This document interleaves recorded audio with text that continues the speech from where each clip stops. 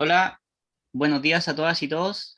Les damos la bienvenida a la última parte de este pequeño taller introductorio a la construcción y diseño de humedales construidos. En esta ocasión vamos a ver el tema de mantenimiento y operación. Como ya saben, a sus correos les llegó un link con el taller de la co-construcción de este humedal vertical donde participaron siete personas de distintos sectores, así que esperamos que lo hayan podido ver para poder de mejor forma poder comprender esta clase. También les recordamos a las personas que no han contestado su encuesta de conocimiento que por favor contesten durante la semana, ya que todo es un indicador donde nosotros tenemos que ver de qué forma se ha... Le agradecemos a alguien que tiene el micrófono abierto, por favor. Lo voy a buscar. Ahí sí. Gracias. Le agradecemos a las personas entonces que no han contestado su encuesta, por favor que puedan contestarla, ya que estos son indicadores de medición del proyecto, de tal forma que si no tenemos un número alto de respuestas, el indicador... Entonces, con la siguiente pregunta, habiendo disparidad en la maduración fisiológica de los frutos. Le recordamos a todos los participantes igual apagar su micrófono, después va a haber un tiempo de consultas y acotaciones, pero por ahora, por favor, tengan la precaución de mantener sus micrófonos apagados. Así es que les vuelvo a recordar entonces que conteste la encuesta de conocimiento y ahora le damos el pase al profesor Ismael Vera. Vemos una cámara ahí. ¿Alguien quiere? Hola, Gianfranco, hola a todos nuevamente. Espero que hayan tenido un buen verano. Muchos encerrados como yo, pero bueno, esa es la situación que nos toca, ¿no? Bueno, entonces, bueno, primero felicitar a los chicos por la construcción. Yo estuve viéndola en video, siguiéndola, y realmente ahorita conversamos con Gianfranco algunos detalles técnicos. Creo que todo va súper bien. Venimos a ver ya, tener un poco más resultados analíticos y ojalá cuando vayamos ya más avanzados en el proyecto, Gianfranco, ver alguna presentación, alguna cosa para ir viendo cómo evoluciona, que es lo más importante, que es justamente lo que vamos a conversar hoy. ¿Ya? Entonces voy a abrir acá y a compartir pantalla, pero denme un segundo, desconecto la pantalla auxiliar para que no haya problemas. Ok, estamos. Acá.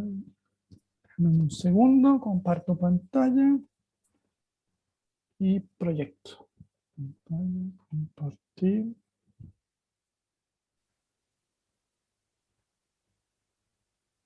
Ya. Gianfranco, confírmame que se ve, por favor. Sí, se ve bien. Perfecto. Ya. Bueno, y buenos días nuevamente a todos. Vamos al tercer y último taller. En realidad, este taller, a diferencia de los anteriores, está agrupado en uno solo y es básicamente porque las labores son muy similares. Ahí hay algunos hincapiés en cada tipo de sistema, pero en general los rutinarios, los dos sistemas es bastante similar y por eso en realidad se sintetizó en uno solo. ¿Ya? Entonces, ¿qué vamos a ver hoy? Yo voy a hacer un repaso de los tres primeros puntos que ya los vimos en enero, pero me gustaría reforzarlos, sobre todo el tercer punto, que fue el de dimensionamiento y configuración, que básicamente voy a hablar sobre manera genérica de lo que vimos ya en enero en extensión y un par de cosas generales en la parte 1 y 2 y ya entraríamos a la parte 4 directamente a lo que es la referencia de lo que nos acoge hoy, que es operación y mantención. Entonces recuerden que es un humedal de forma natural, por decirlo de alguna forma. Son ecosistemas que tienen agua bien sea en la superficie o en la zona radicular de las plantas, es decir, contienen algo de saturación de agua. Los humedales tienen condiciones únicas de suelos y por lo tanto se diferencian de las zonas adyacentes. Entonces, básicamente, esto es una zona de humedal o de transición. Los humedales se caracterizan por soportar tipos de plantas especiales, es decir, plantas de tipo hidrófilo. Ahora, Los humedales en general o las zonas húmedas presentan gran productividad, es decir, más gran productividad, gran actividad biológica, y por lo tanto esto hace que tengan una buena capacidad para transformar y almacenar materia orgánica y nutrientes. Y de ahí que, inspirándose en estos modelos naturales, debido a esa buena capacidad, ¿ya? Se generaron todo el tema de humedales construidos. Entonces, recuerden que aquí uno de los grandes impulsores, el gran generador de energía es la luz solar. Tenemos el agua que interviene también en el proceso y básicamente la transformación de tanto nutrientes como de materia orgánica. Pero cuando lo llevamos al concepto de tratamiento, recuerde que nosotros, esto está enfocado, digamos, y el proyecto y estos cursos están enfocados en un mejoramiento de calidad de agua residual, ¿ok? Es cuando uno habla de tecnologías para mejorar esta calidad del agua, uno tiene básicamente dos tipos de sistemas: los sistemas naturales o pasivos, como los humedales naturales, y los sistemas mecanizados, como los huevos activados. Recuerden que aquí hay una diferencia entre los dos. Estos sistemas, los sistemas naturales, requieren menos energía que los sistemas mecanizados y por tanto menos operación y mantenimiento. Pero aquí viene un primer mensaje que les quiero dar hoy. No significa que los dejamos operar solos. De todas maneras requieren algo de operación y de mantenimiento. Si bien son un poco más autónomos o requieren menos supervisión que estos, aún así requieren supervisión. Y es algo que es intrínseco a toda tecnología. Toda tecnología requiere una operación y un mantenimiento, o una mantención, ¿ya? Si vamos en el caso del uso de la energía, está claro, perdón, en el caso del uso de la superficie, perdón, está claro que los sistemas naturales, al ser inspirados en procesos propios de la naturaleza, requieren mayor superficie respecto a un sistema mecanizado, ya que un sistema mecanizado se generan otras condiciones que se hacen de manera artificial y por tanto se requiere menor cantidad de superficie, ya que son más intensificados. Y recuerden que habíamos hablado de unos sistemas que son intermedios, que es como una combinación de las dos tecnologías, lo que se denomina tratamientos intensificados, básicamente refiriéndose a la toma de los sistemas naturales e intensificarlos con algún proceso mecánico. De estos no estamos hablando en este curso, estamos hablando únicamente de estos. Entonces, nuevamente la terminología, hice hincapié porque para que por favor vayamos hablando de una terminología un poco más correcta. Entonces, humedales construidos, estamos hablando de constructed wetlands en inglés o treated wetlands en inglés. Estamos hablando de humedales para tratar. Nosotros en este curso estamos hablando de estos tipos de humedales. Voy a cambiar acá, a mostrar acá, puntero, perfecto. Entonces, estamos hablando son de sistemas establecidos para depurar aguas contaminadas. En eso es lo que nos estamos enfocando en este curso. También hay otra palabra que ustedes han visto que alguien usó, creo, en este curso, humedal artificial. Recuerden, no, por favor, no usarla. Artificial wetlands, eso en inglés no existe. Pero también hay otros que son created wetlands, que sí existen. Restored wetlands, que son humedales restaurados, o mitigation wetlands, que son humedales para mitigación. ¿Ok?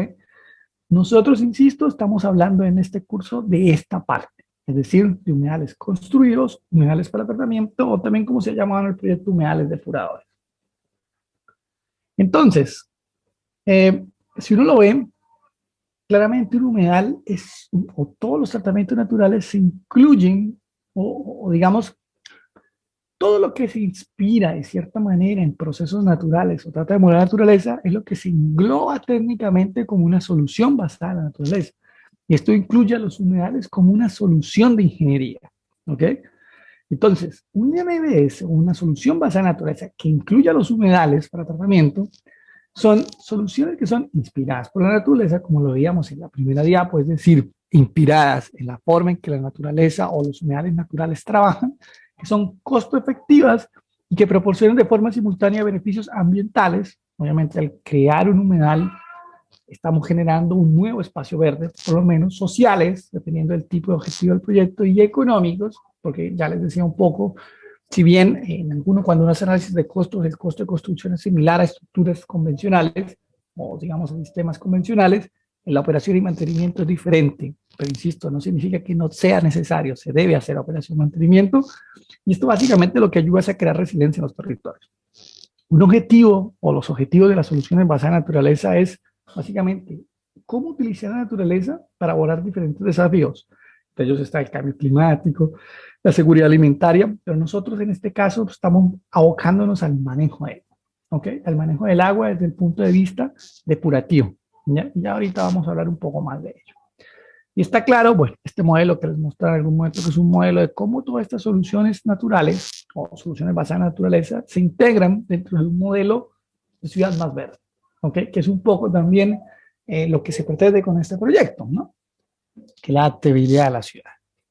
Y vendría entonces, ¿qué es la definición de un humedal construido? Entonces son sistemas de ingeniería que se diseñan y construyen para embalsar el agua bajo diferentes condiciones operativas, aprovechando los procesos naturales que involucran vegetación, suelos y procesos microbianos para procesar contaminantes y mejorar su calidad. Entonces, este concepto nos lleva a que haya una clasificación. Esta es la clasificación que, como yo les mostraba, es la más completa que se ha hecho, la taxonomía más completa que se ha tratado de hacer en humedales. Si ustedes se dan cuenta, hay diferentes variaciones por hidrología, por vegetación, pero nosotros básicamente atendemos a la clasificación clásica que los divide en 3 categorías. Los humedales construidos de flujo horizontal superficial, que son en apariencia y forma iguales a un humedal natural, ¿ya? Básicamente la principal característica es que se ve la lámina de agua es visible. Luego tenemos los humedales construidos de flujo horizontal superficial, que son estos, en los cuales se aplica agua en un punto A, percola a través de un medio filtrante sin que se vea la lámina de agua hasta un punto B. Es este, por ejemplo, donde no se ve la lámina de agua. Y el tercero es un humedal construido de flujo vertical superficial, que es básicamente una aplicación superficial, que puede ser superficial o como se diseñó en el sistema de Caret, que puede ser una aplicación subterránea. Eso es indiferente. Por lo menos aquí se ve en una aplicación superficial. ¿Ya? Y entonces nosotros en este trabajo que hemos venido haciendo desde enero nos hemos enfocado en estos 2 tipos de humedales, ¿ya? Tanto el humedal construido de flujo horizontal superficial como el de flujo horizontal superficial como el humedal construido de flujo vertical superficial. Recordar de que existe una serie de interrelación de mecanismos depurativos que se relacionan. Nosotros tenemos un agua con unas características de sólidos, materia orgánica, nitrógeno, fósforo, patógenos, metales, más constituyentes que vengan en el agua, y diferentes mecanismos de eliminación, como la filtración y la sedimentación, que es el principal mecanismo para eliminación de sólidos. Para materia orgánica tenemos la degradación bacteriana, y es un punto importante que vamos a tratar hoy. Para el nitrógeno tenemos una secuencia de procesos que lo discutíamos de acuerdo a la selección del tipo de humedal, y también es una secuencia principalmente microbiana, pero hay un aporte en realidad mínimo, marginal por las plantas. En el caso del fósforo es principalmente por precipitación, absorción, la eliminación. También hay un aporte de las plantas, pero es mínimo, ¿ya? Cuando hablamos principalmente de aguas residuales domésticas.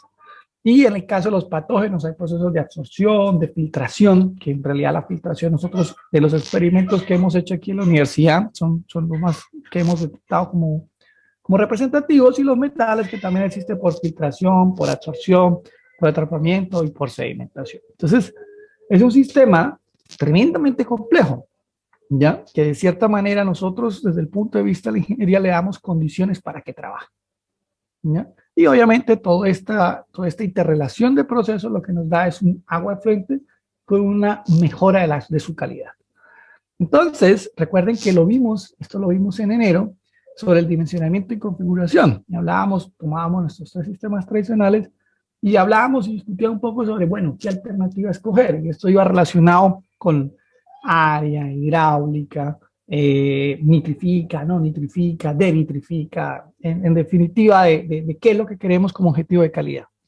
Luego hablábamos de cómo diseñar, y eso lo vimos, hicimos 2 talleres muy específicos sobre el dimensionamiento, qué tan grande, qué tan profundo, las relaciones largo-ancho, y llegamos a una conclusión que sí, siempre les digo, es el tamaño, sí importa, ¿ya? Básicamente porque son tecnologías naturales de tipo de extensión.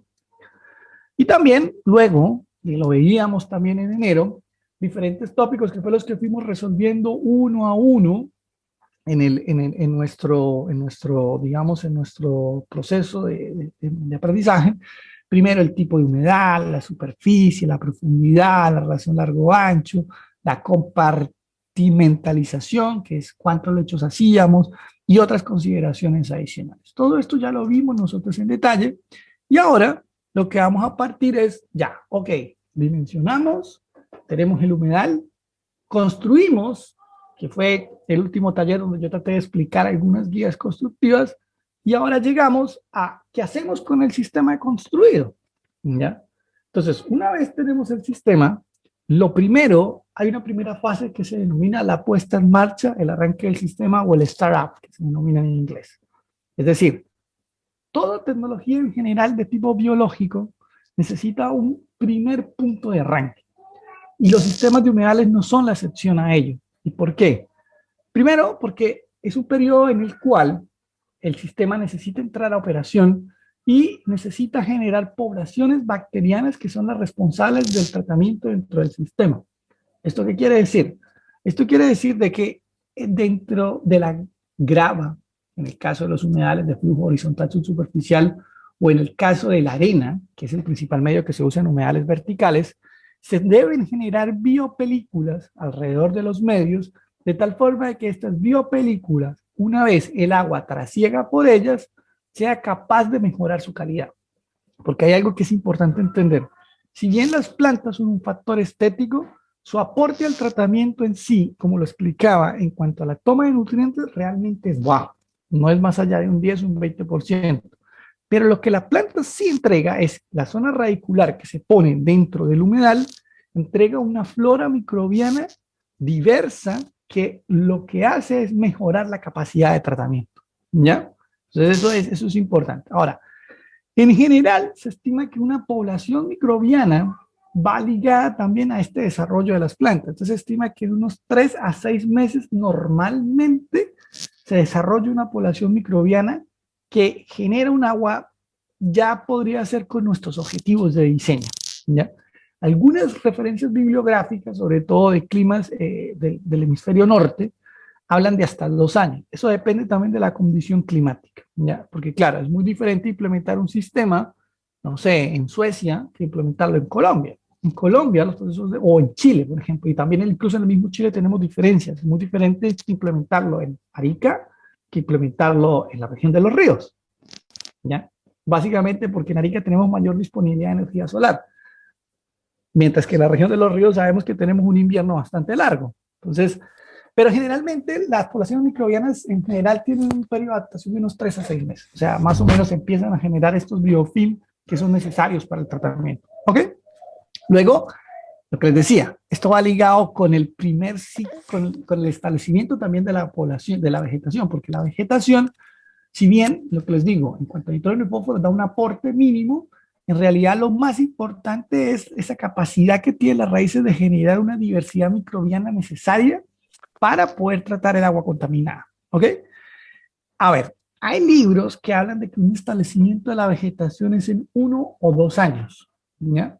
Eso normalmente sucede sí cuando hay climas donde cae nieve y también muy fríos. En el caso de nosotros, de la experiencia que hemos desarrollado acá en el país, hemos visto que después del primer ciclo primavera-verano hay un buen establecimiento de la vegetación y normalmente ahí el sistema alcanza los objetivos de diseño por el cual fue conceptualizado, ¿ya? Entonces eso es algo que podemos tener en cuenta. Y claro, aquí dependería de cuándo construyes el sistema, ¿ok? Y ahí viene una recomendación que también recuerden que la hacíamos en enero, y es que el sistema se recomienda construir en primavera o a inicios de la primavera. Está bien, por lo menos en el caso de Carep, que el proyecto vertical que se hizo y ya se construyó, no por un tema de tiempo no se pudo construir, pero se construyó durante el verano. Entonces eso es como el límite. Ya ahora tenemos que ver el punto de monitorear cómo funciona, ¿ya? Pero normalmente hemos visto eso. Si usted construye, digamos, en septiembre, en agosto, en julio incluso, el sistema ya avanzada la primavera debería empezar a tomar forma, pero seguro toma forma después del primer verano, ya, sobre todo por las plantas. Algo que es importante dentro de estas primeras labores de mantenimiento, y es que si aparecen malezas, por favor es necesario eliminarlas. Si es necesario eliminar, y hay algunas formas de eliminar que ya lo voy a explicar, porque empiezan a competir biológicamente con las especies vegetales que recién nosotros pusimos. Y empieza a haber una competencia por nutrientes, por desarrollo mismo de las plantas, son seres vivos, compiten. Entonces, sí o sí es indispensable, eliminar todas las malezas que puedan aparecer paralelas a la vegetación que nosotros implantamos de humedal. Luego, hay otra cosa que es muy importante, que ya Gianfranco en enero me acuerdo que hizo un comentario, y es sí o sí proteger la vegetación en el caso de saber que hay animales circundantes o que podría haber animales circundantes a nuestro sistema de tratamiento. Hoy conversaba hace poco con una persona que está haciendo un sistema aquí en Laguna Torca, y básicamente me decía, mire, cuando empezamos no tomamos los resguardos protegidos y los castores, poníamos las plantas y era como tirarles dulce a los niños, al otro día ya no había nada. Entonces eso también es importante irlo previendo de tal forma de que la vegetación que podamos instalar al inicio de la operación del sistema pueda desarrollarse con el mismo sistema. Y hay una cosa, y hay un error que a veces hay, pero a veces es necesario, pero personalmente trato de evitarlo, y es no utilizar suelo orgánico. En algunos sistemas que yo vi alguna vez, la gente sembraba la planta con todo y tierra. Si el sistema es muy grande, en general se puede hacer con la mínima cantidad que se pueda, ¿ya? Pero en lo posible es mejor sembrar a raíz desnuda, ¿ok? Y es un tema netamente hidráulico. Aquí podemos tener discusiones, sí, no, pero en general es preferible emitir esto. ¿Por qué? Porque el agua va a traer la materia orgánica que después la planta va a necesitar. Probablemente le va a costar tomar un poco más de desarrollo, pero en general, por mi experiencia, yo siempre he tratado de trasplantar a raíz desnuda, no ha habido ningún problema. Ahora, ya particularizando, esto es general. Ahora, particularizando para cada sistema, en el caso de las unidades de flujo horizontal subsuperficial, por eso dejé el dibujo aquí bien grande, para que lo vayamos viendo. Una vez, digamos, terminamos de poner todo en el sistema, y sobre todo la vegetación, hay una cosa que es importante, y es saturar hasta el nivel de la raíz de la planta por un par de días. Recordemos algo que es muy importante. Estamos trabajando con plantas que son de zonas húmedas. Es decir, estamos trabajando con plantas cuyo sistema radicular tiene ya una adaptación a la inundación. ¿Ok? Por tanto, es importante que cuando cambiemos esa condición de la planta la primera vez, tratemos de mantenerla, es decir, tratemos de mantener esa inundación. Lo recomendable es hacerlo con agua no residual aún, ¿ok? Entonces eso, mantenerlo 1 o 2 días. Luego es básicamente empezar a reducir el nivel progresivamente, esto para que la misma raíz que ya, ok, la sacamos de un ambiente, la pusimos en un nuevo ambiente, le tratamos de mantener la inundación, luego ella, la misma raíz, empieza a colonizar y empieza a buscar donde encuentra agua. Entonces lo que hacemos es manejar este nivel de agua, se va disminuyendo de tal forma que fomentemos la generación radicular de la planta, ¿ya? Normalmente uno lo baja, lo deja unos, como esto tiene en promedio unos 60, 50 centímetros, solo puede dejar 40, a unos va bajando 10 centímetros por día, puede dejarlo hasta unos 20 para tratar de que la planta, porque también hay que ir viendo los signos de la planta, ¿eh? Entonces es un tema que es importante ir observando. Luego, sí, lo que es interesante es una vez nosotros lleguemos a un nivel mínimo, podemos vaciarlo si queremos, empecemos una aplicación de agua residual progresivamente. Entonces podemos hacer una estrategia dilutiva, es decir, aumentar con un 10, un 20, un 5. Nosotros normalmente con agua residual hemos comenzado con un 50%, es decir, 50% agua potable, 50% agua residual, mezclamos y la ponemos dentro del sistema, ¿ya? De tal forma de que las plantas y la comunidad microbiana vaya adaptándose a esa nueva condición de operación, es decir, a un ambiente contaminado, porque eso es básicamente lo que nosotros le estamos dando como un nuevo ambiente a las plantas. Pero obviamente, como son contaminados, estos son inteligentes, se empiezan a adaptar y empiezan a mejorar, a utilizar esos sustratos que vienen tanto del agua servida para generar vida, y posteriormente esa eliminación es la que nos origina una mejora en la calidad. Esto normalmente podría ser un trabajo de 1 a 2 semanas, ¿ok? Entonces, en realidad hay que ir viendo. Yo no puedo decir, nosotros regularmente hemos trabajado máximo en esta estrategia 2 semanas, no más de ello. Luego, en el caso de los sistemas verticales, porque claro, observen, aquí tú puedes saturar la raíz, pero aquí no. Hay una cosa importante. Ahí ustedes van a leer material donde se recomienda, para eliminar las malezas que se pueden ver aquí en la zona superior, es saturar el lecho completo. Es decir, que el agua esté por encima del nivel de las plantas. Eso es ya que generalmente las malezas, sus raíces no tienen tolerancia a la inundación, ¿ok? Básicamente es por eso. Personalmente no lo recomiendo porque o sea, en realidad el sistema debería estar diseñado justamente para que no se viera la lámina de agua. Yo particularmente no lo he trabajado nunca así, pero lo pueden leer en algunos libros. Luego, en el sistema vertical, también, una vez terminada la vegetación y todo, aquí sí tenemos que hacer como un sistema de riego. Entonces, puede ser que lo aprovechemos el sistema que tengamos de una vez de alimentación o regar, como aquí estamos pensando, el proyecto está más enfocado en sistemas más pequeños, regar con una manguera. No hay. Puede ser todos los días, puede ser cada 2 días, hay que ir viendo, porque también en el caso de la región de los ríos, que justamente por otro proyecto que estamos conversando allá, que hay una ventaja, llueve mucho, que no es una desventaja para las plantas. Entonces, básicamente, si hay lluvia, que lo conversamos incluso con Gianfranco también por el tema de plantas, dijo, no, profe, ha llovido, ya, no hay ningún lío. ¿Por qué? Porque nuevamente, una característica de estas plantas es justamente que son de zonas inundables. ¿Ya? O sea, la raíz tiene tolerancia a la inundación. Y por tanto hay un principio básico, la raíz en lo posible debe estar húmeda. ¿Ya? Y eso es muy importante. Si normalmente las plantas que se usan en humedales, que también lo vimos en enero, las raíces secas normalmente se mueren. ¿Ya? Es importante, por eso es la importancia sobre todo hídrica inicial.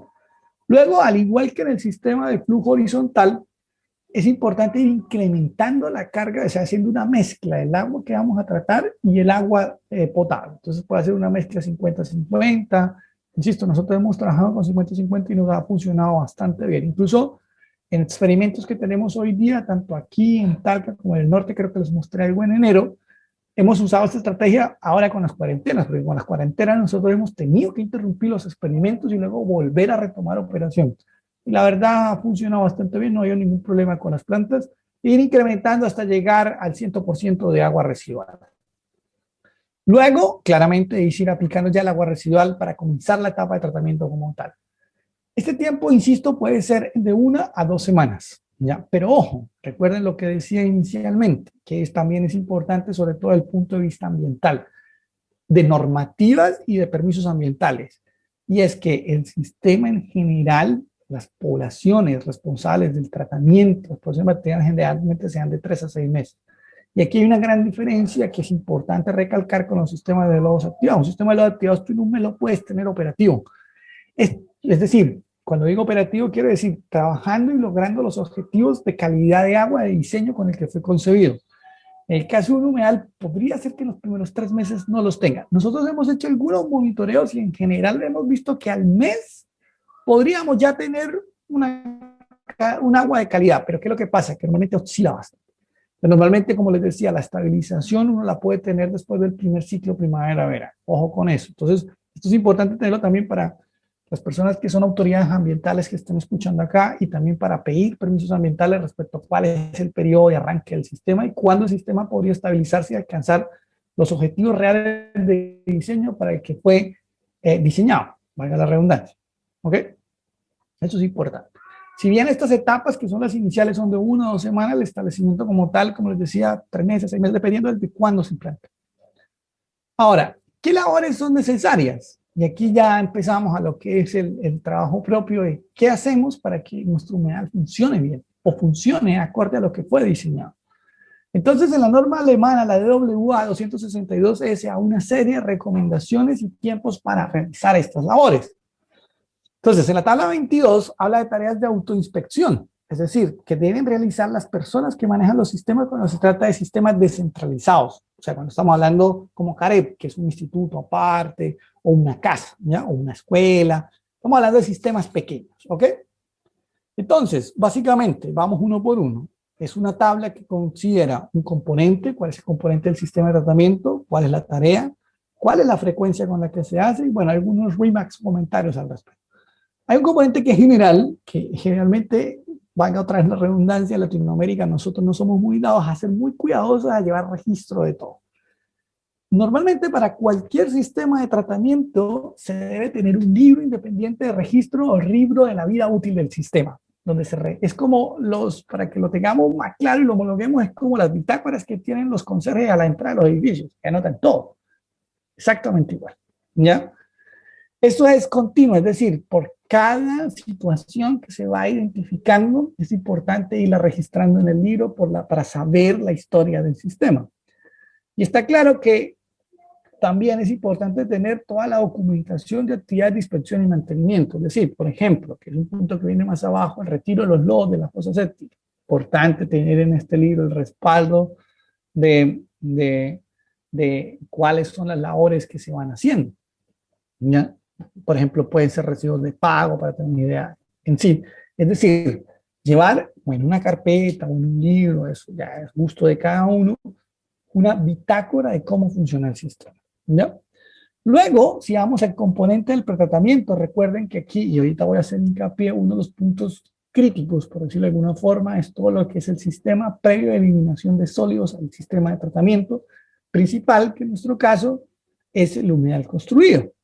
Entonces, en el pretratamiento, donde básicamente en las casas o estos sistemas descentralizados vamos a usar fosas sépticas, básicamente hay que hacer una inspección visual de los niveles del agua dentro de este sistema de eliminación de sólidos, así como también de la entrada y la salida, es decir, de pronto a veces se tapan por X y razón, y generalmente ver si existe o no existen problemas dentro del movimiento del agua.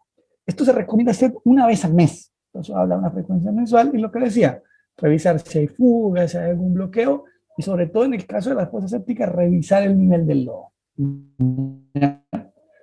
Y luego hay otra etapa, otro proceso, que es la eliminación justamente de estos lodos, ¿ya? Entonces esto, si bien se debe hacer de acuerdo al nivel del lodo, y esto va correlacionado con la producción de aguas residuales, es necesario hacerlo al menos una vez al año.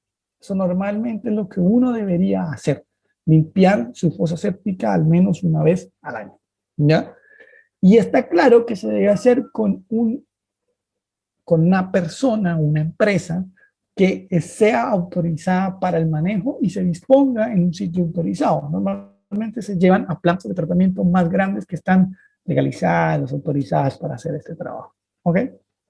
Luego, si existen equipos de bombeo, por ejemplo, en el caso si nosotros, si bien en este proyecto lo concebimos especialmente, esto es especialmente aplicable a humedales verticales, ¿ok?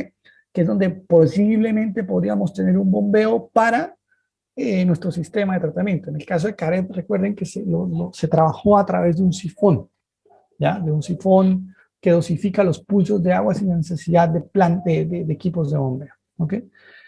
Entonces, pero si es necesario un equipo de bombeo, si ustedes recuerdan cuando yo les mostraba un poco las normas danesas, los daneses, como un país plano, básicamente utilizaban bombas, ¿ya? Y lo mismo pasa en Alemania, ¿ok? Entonces, insisto, esto viene de Alemania. Entonces, hay que verificar esa capacidad operativa de la bomba, si la bomba funciona bien, ver si existe un registro, digamos, si la bomba trae un registro operativo o no. Esto se debe revisar de manera mensual, mirar si han existido mensajes de error y claramente cada cosa normal o no normal que se detecte llevarla al libro de registro. Luego, la estructura de entrada al humedal, ¿ya? En la estructura de entrada al humedal, recuerden que nosotros tendríamos dos estructuras de entrada. Una, en el caso de los sistemas horizontales, que es básicamente el punto A, y en el caso de los sistemas verticales, en la superficie, hacer una inspección visual de su capacidad operativa. Por lo menos en el caso de los sistemas verticales, podríamos hacerlo a través de una capacidad auditiva, que fue un poco lo que los chicos mostraban dentro del video que se hizo de Carep, ¿ya? El ver si efectivamente sale agua por todas las partes del humedal. También esto es importante realizarlo de manera mensual. Y está claro que si hay algún problema, sobre todo los problemas se presentan especialmente cuando los sistemas de distribución son superficiales y no subsuperficiales, limpiarlo, ¿ya? Y digo, ¿por qué los sistemas superficiales? Porque normalmente puede caer vegetación, puede haber algún roedor, no sé, llegar cualquier sólido al sistema y originar obstáculos, ¿ok? En la estructura principal, que ya estamos, cuando hablamos de estructura principal, hablamos de nuestra unidad como tal, hay que ver dos aspectos principales. Uno, la salud de las plantas, ¿ya? Hay que ver cómo se ven las plantas y la aparición de lo que se denomina encharcamientos o ponding en inglés, ¿ok? Entonces, esto también se debe realizar de manera mensual. Y esto de los encharcamientos, que es el fenómeno denominado colmatación de forma técnica, ya lo voy a explicar un poco más en detalle a continuación, ¿ok? Entonces, aquí es de manera mensual también. Y aquí habla de consultar a un especialista sobre todo en el tema de las plantas o hay que ver qué está pasando específicamente. Ahí me pueden llamar y yo con gusto lo podemos ver. Pero bueno, no, en realidad eh, generalmente los problemas son con las plantas, porque el problema de colmatación ya empezaría a ser un problema grave. Ya, insisto, ahorita lo vamos a ver en detalle. Luego tenemos la estructura fluente, entonces tenemos la inspección visual de la capacidad operativa, es decir, también, al igual que la estructura de entrada, un poco es ver cómo funciona, si por ejemplo ustedes observan, no sé, que el sifón por ejemplo, perdón, el sifón de salida, sobre todo en los humedales de flujo horizontal superficial, por X y razón, ustedes ven que la lámina de agua está subiendo mucho, es porque la pérdida de carga seguramente está muy alta en el tubo que dejan finalmente de construcción.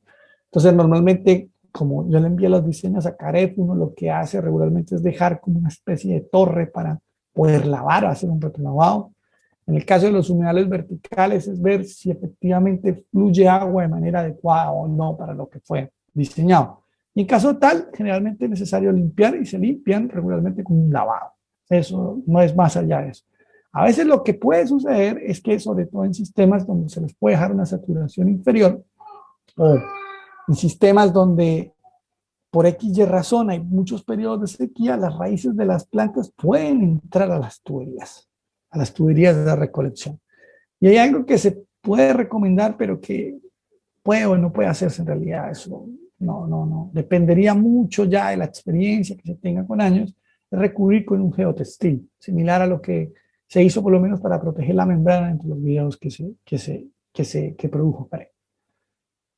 Entonces, si hablamos ahora de un sistema un poco condominial, es decir, para más de una casa, que ya eso es un poco más complejo, ¿qué labores son necesarias? Entonces, básicamente difieren en lo mínimo respecto a lo que hablábamos anteriormente.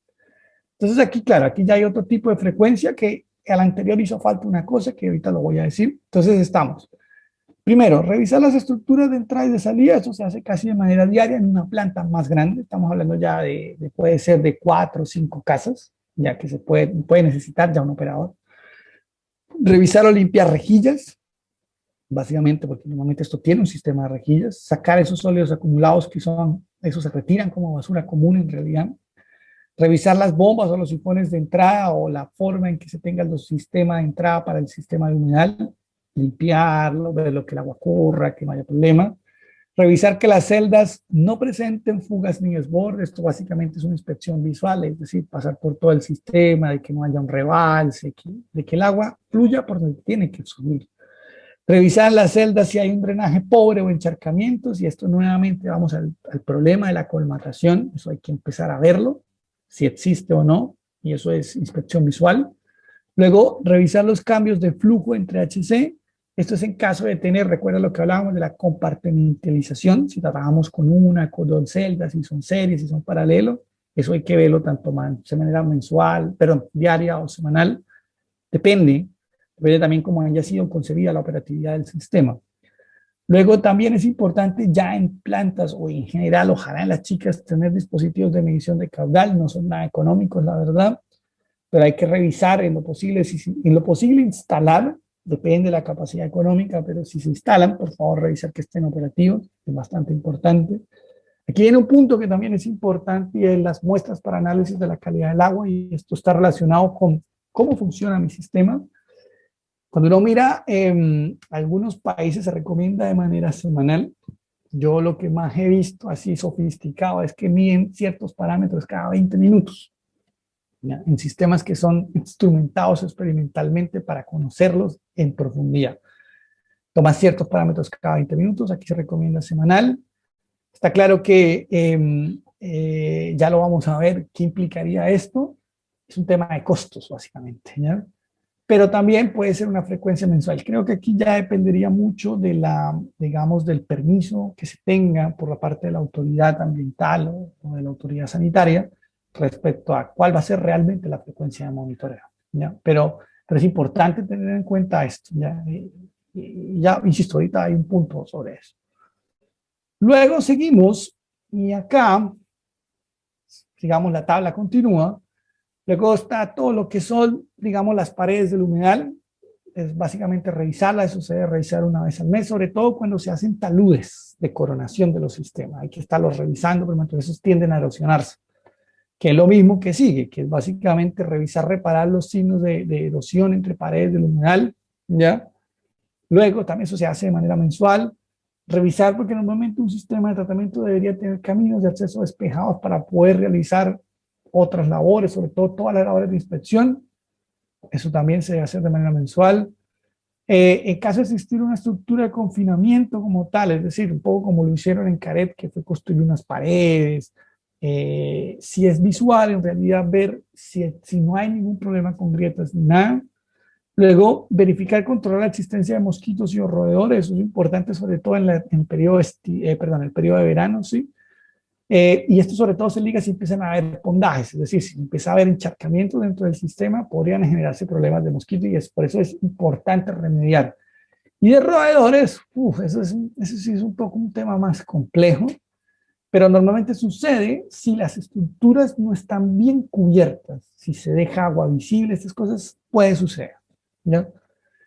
Otra cosa que es importante es, normalmente en sistemas ya un poco más grandes, hay algo que es importante y es que se debe tratar de separar o sacar todas las aguas lluvias. Entonces, si hay toda una red de drenaje para sacar estas aguas lluvias, es importante verificar que funcione bien porque cualquier mal funcionamiento de esta red de drenaje puede originar que el sistema de humedal reciba agua por otra parte que no debería recibir. ¿Ok? Nuevamente, dependiendo del tipo de tratamiento primario que se haga, es necesario retirar los sólidos. Ahí hay que verlo, puede ser de manera semestral, anual, mensual, depende de la capacidad operativa del sistema. Lo otro que es importante es verificar la integridad de la membrana impermeabilizante del humedal. Esto también se puede hacer de manera mensual, semestral. Y finalmente llegamos a un punto que hizo falta mencionar en la parte anterior, que no está considerado entre la norma, pero que sí yo lo recomiendo, y es la cosecha de la vegetación y la eliminación de esta cosecha de vegetación, ¿ya? Puede ser en algunos países de manera semestral, sobre todo tropicales, porque ahí la producción de vegetación es elevada por la disponibilidad de energía solar, pero también puede ser de manera anual, ¿ya? De manera anual, una de las recomendaciones que se hace es que hay un principio y es hacerlo a principios del otoño. Y básicamente es porque en el estado senescente, las plantas normalmente tienden a almacenar nutrientes en la zona radicular. Entonces, para evitar esa traslocación y posible traslocación al agua, lo que se hace es tratar de peluquearlas en otoño, pero realmente las plantas, perdón, peluquearlas, cortarlas.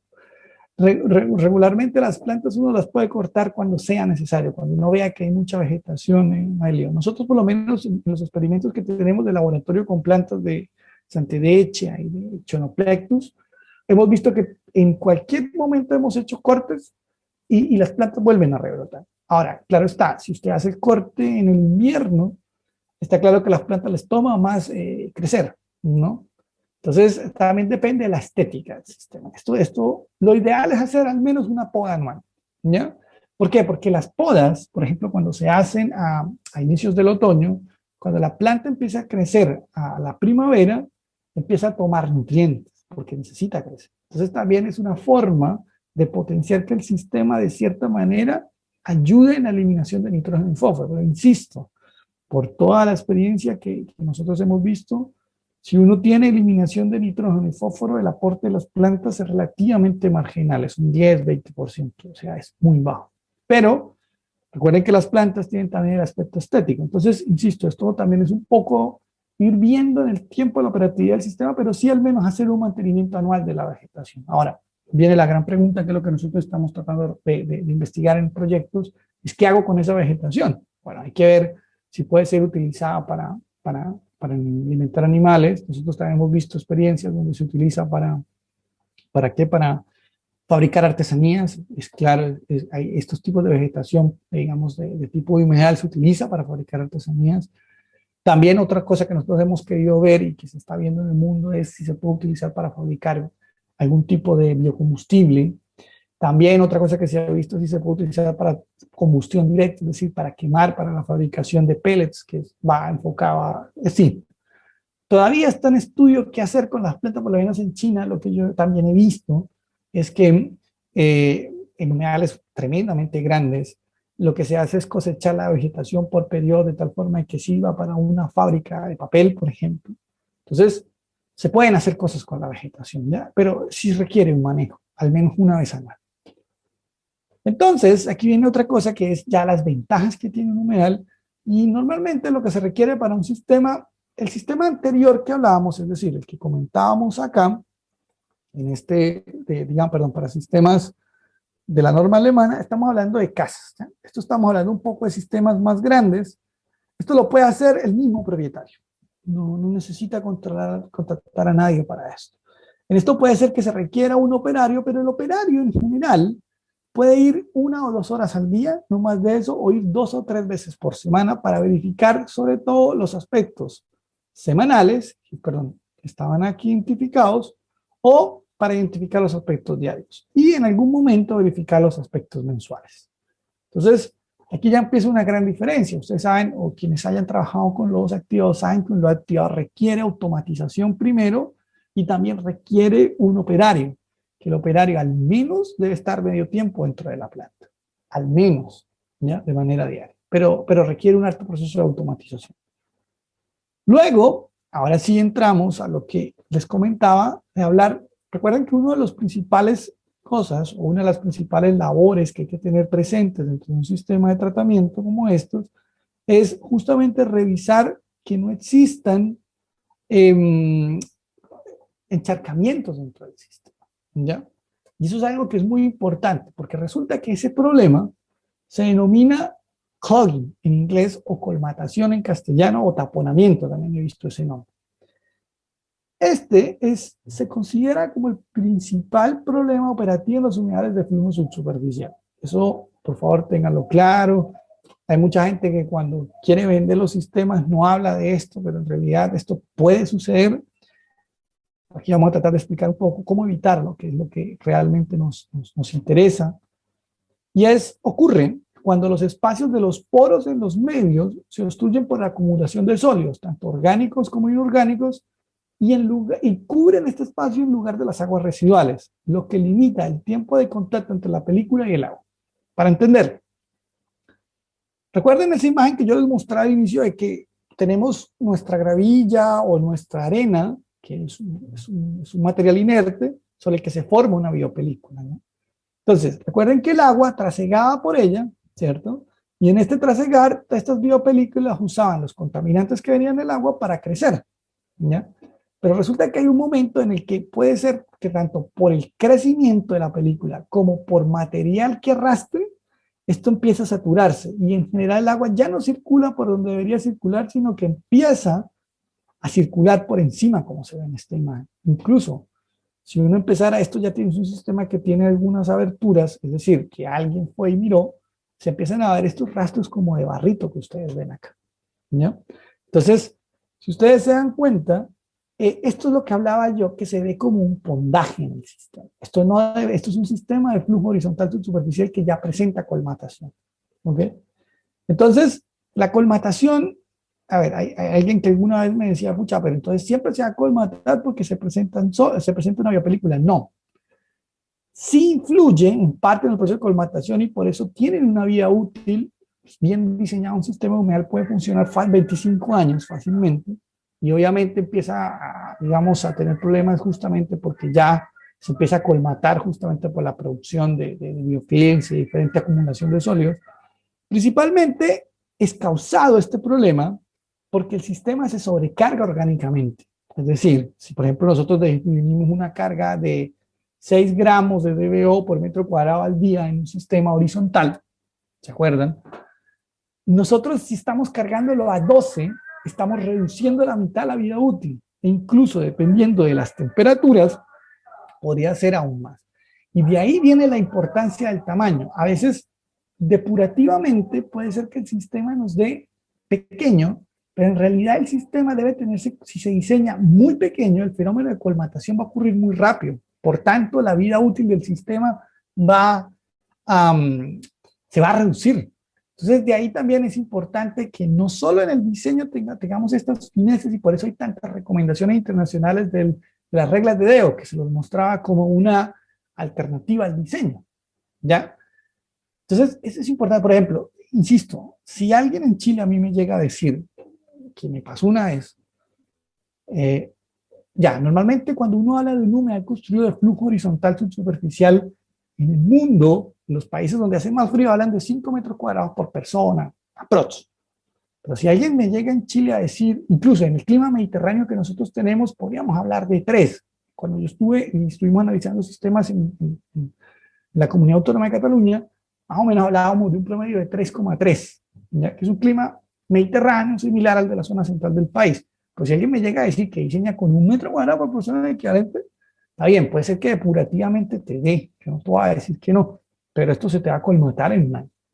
Y tengo entendido que justamente quien me respondió eso, hay sistemas que están colmatados. Entonces eso es importante tenerlo en cuenta, de que a veces reducir tanto el tamaño, que era algo que conversábamos con los chicos de CARE en algún momento en las reuniones preparatorias, era que se sorprendían de los tamaños. Yo le dije, sí, pero es que el tamaño normal, por eso aquí el tamaño importa, yo insisto en eso, tanto desde el punto de vista depurativo como el evitar este fenómeno de la colmatación. Recuerden que para sistemas horizontales de flujo horizontal teníamos una limitante de la sección transversal, que era una de las verificaciones que hacíamos, que era de 250 gramos de DBO por metro cuadrado por día en la sección transversal, justamente para evitar este fenómeno de colmatación. Y iba ligado justamente con esta carga orgánica. Nosotros, por ejemplo, en algún sistema en que alguna vez nos pasó, en un horizontal subsuperficial, por X y razón, se bombeó sólidos, en 3 días el sistema se tapó. Tuvimos que cambiar toda la gravilla, porque eso es otra cosa que es la que sigue acá. Hay mucha investigación al respecto, pero todavía no hay una solución definitiva a este problema, ¿ya? Entonces, por eso, como al igual que las enfermedades, es mejor prevenir que curar, ¿ya? Por lo menos en el caso inglés, que es uno de los casos, digamos, los países que llevan más experiencia en esto, una de las soluciones que han hecho es lavar, sacar esta grava, sacar la vegetación y lavar la grava y volverla a poner. ¿Cómo la lavan? No sé si han visto los mixers de los camiones de concreto, con esos. Meten ahí la gravilla, hay máquina especial porque ya, digamos, tienen una extensión y cantidad de sistemas que les permite tener un mercado, la lavan y vuelven y la ponen. Nosotros, cuando hemos tenido que reparar un sistema, lo hemos hecho así también, hemos lavado la gravilla, ¿ya? En otro sistema que yo estuve, que voy a mostrar una foto ahora, reemplazaron la gravilla. La otra se la llevaron a un relleno sanitario normal. ¿Ya? Entonces, el problema, y si ustedes buscan en la literatura, hay extensa literatura respecto a gente que ha usado lombrices para esto, ¿ya?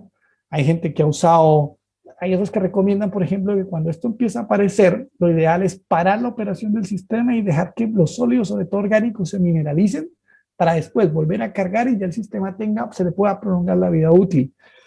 Hay gente que ha usado químicos, hay muchas alternativas, mucha gente que ha experimentado, pero no hay una solución final para este problema. Es un problema todavía en estudio. Y si ustedes observan las referencias que ven acá, es de hace 10 años. Porque claro, ya se empezó a ver. Recuerden que los sistemas de humedales, los primeros así grandes, son de finales de los 80. ¿Ya?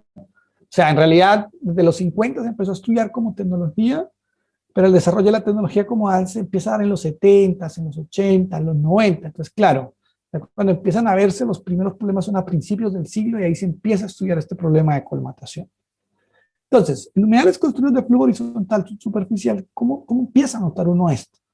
Cuando tenemos una entrada de agua superficial, es decir, como por un canal, lo que nosotros empezamos a ver es similar a lo que veíamos en la imagen anterior, es decir, el agua ya no se infiltra por nuestro lecho filtrante desde el punto A hasta el punto B, sino que el agua empieza a aparecer en la superficie del humedal. Y luego sí, en la zona, como esta zona en la que, no sé si se ve un poquito más oscura, tal vez no se ve tan bien, empieza a ingresar en un punto posterior, por tanto ya empezamos a ver agua. Y recuerden que en un humedal construido de flujo horizontal superficial no debería haberse agua. Entonces se ve algo como esto. ¿Bien?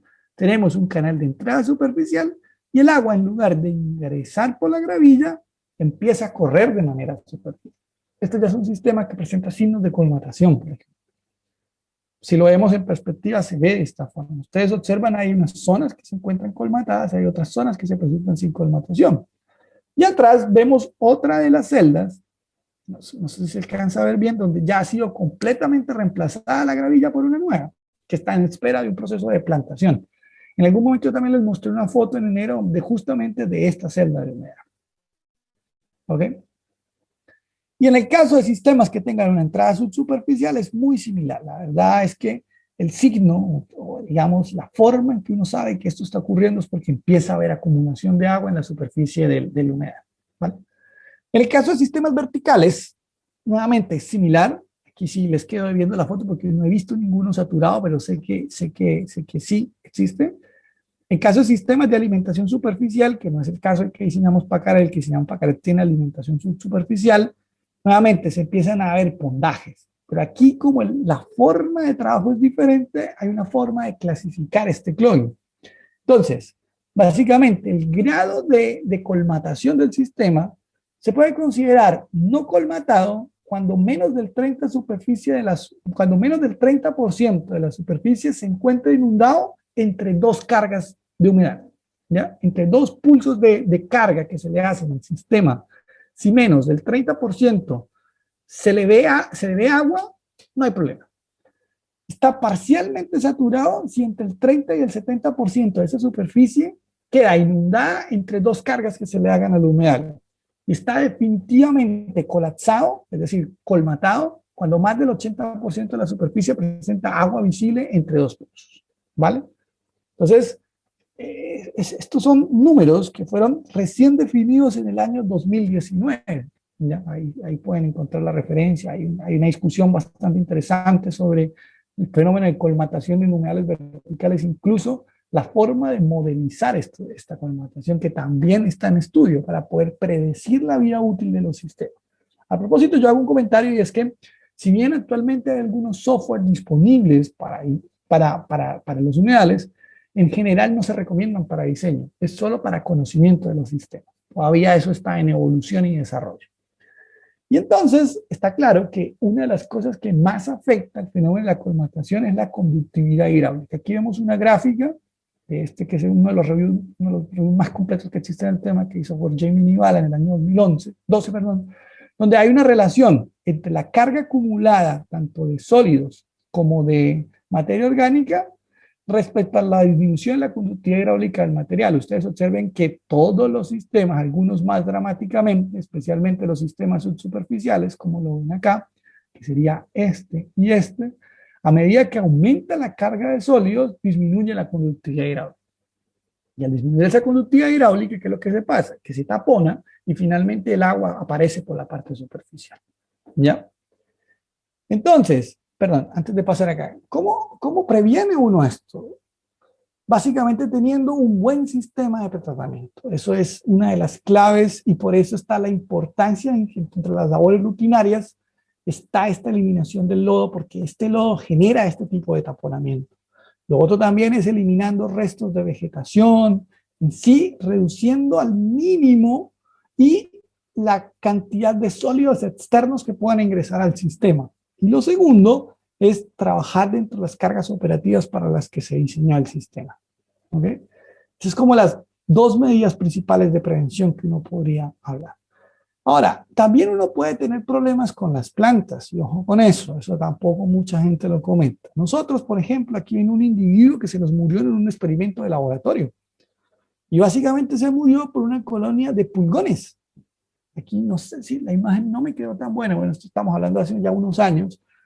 Se comieron la planta. Si ustedes se dan cuenta, aquí la planta se ve completamente muerta. Y este problema lo hemos tenido desde Arica, desde Iquique, que hemos tenido experimentos, hasta la región del Biobío. Todas nos ha aparecido generalmente pulgones. Pero lo hemos solucionado de manera bastante fácil con productos artesanales. Básicamente disolvemos agua con tabaco, agua con ajo, se las asperjamos por unos días, los bichos desaparecen. En realidad, también en algún caso que tuvimos problemas ya un poco más avanzados, usamos un producto comercial de los que se usan para jardinería de las casas. No es nada más avanzado. Son bichos que también atacan las plantas de las casas, ¿ya? Entonces, Eso también es importante tenerlo en cuenta por si ustedes ven estos síntomas dentro de la vegetación. Y de ahí viene algo que es muy importante, que también lo conversábamos en enero, y es la utilización de plantas autóctonas. En general, las plantas autóctonas o silvestradas ya están, digamos, de cierta manera atadas al ambiente. Cuando tú traes una planta externa, seguramente pueden llegarle plagas que no le llegan a las plantas comunes. Entonces, este es un problema que a nivel domiciliario podemos solucionar, pero a nivel de una planta grande ya es mucho más complejo. Insisto, normalmente, por ejemplo, para este amiguito de acá, que según lo que me dijeron es un pulgón típico de las plantas, nosotros regularmente hemos contado con nos ha funcionado bastante bien. Agua con ajo también.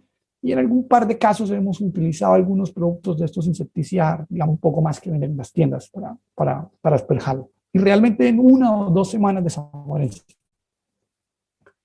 Y luego viene ya, para ir cerrando, lo que es el monitoreo del sistema y la calidad del agua. ¿Por qué hacer un monitoreo? Esto regularmente no se hace en Chile.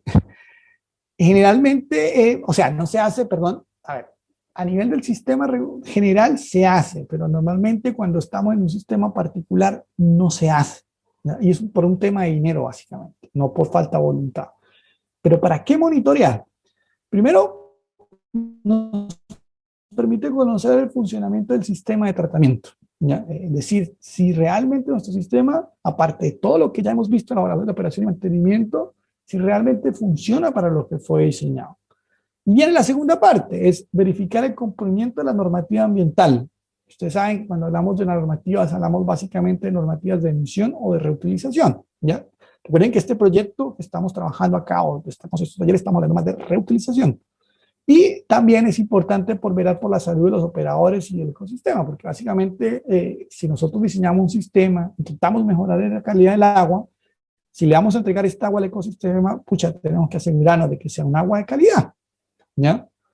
Y básicamente, bueno, esto es una labor de monitoreo típica, pero esto es una entrada, esto es agua servida cruda, no es agua tratada. En caso chileno, recuerden, y este número no se les olvide, todo el muestreo de aguas residuales, tanto de la entrada como de la salida, está regulado por la NSH 411-10 de oficio del 2005, que habla de la recolección y el manejo de las aguas, el muestreo de aguas residuales, manejo y recolección de las muestras. ¿Ok? Pues para que lo tengan en cuenta. Si seguimos hablando de esto y hablamos ahora de qué normas básicamente existen, entonces hablamos de las normas de emisión que establecen límites a la cantidad de contaminantes que pueden producir las fuentes emisoras en general y que se pueden descargar al medio ambiente, ¿ya? Recuerden que en Chile básicamente tenemos 3 normas. El Decreto Supremo 609 del 98, que es básicamente la regulación de descarga de contaminantes a un sistema de alcantarillado. Esto está más enfocado en los residuos industriales líquidos, tal vez no sería tan aplicable para lo que estamos aquí viendo. Pero luego sí tenemos el Decreto Supremo 90 del 2000, que es la normativa más aplicada en el país, y en el cual sí podríamos estar, digamos, en el caso de que no queramos reutilizar, sino descargar algún estero, alguna cosa, estar dentro de esta normativa. Y luego, que lo más común que se hace, digamos, a nivel en el campo descentralizado, que es el Decreto Supremo 46, que es cuando infiltramos aguas subterráneas. ¿Ok? Ahora, en el caso de la reutilización, aquí ya estamos en un terreno espinoso, lo llamo yo. Un segundo.